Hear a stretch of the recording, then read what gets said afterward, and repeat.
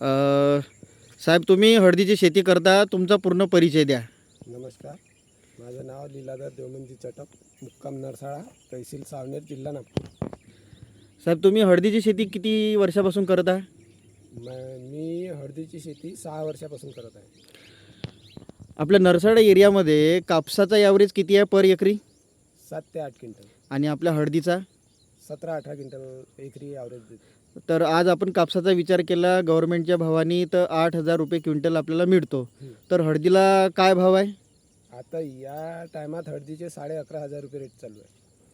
अच्छा, आणि आपला किती क्विंटल होतो पर एकरी? 17 ते 18 क्विंटल.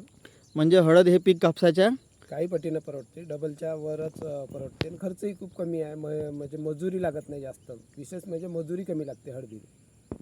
आता साहेब, मला एक सांगा, पर एकरी तुमचा खर्च काटकूट करून किती उरतात?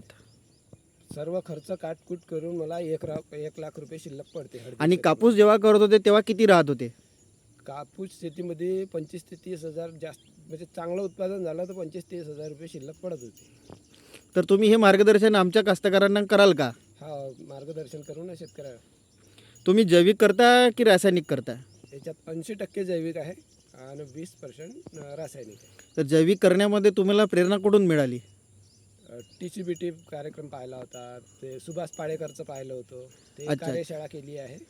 म्हणजे तुम्ही यूट्यूबवर व्हिडिओ पाहून प्रत्यक्ष भेटून आणि स्वतः अभ्यास करून तुम्ही त्याचं नियोजन लावलेलं आहे.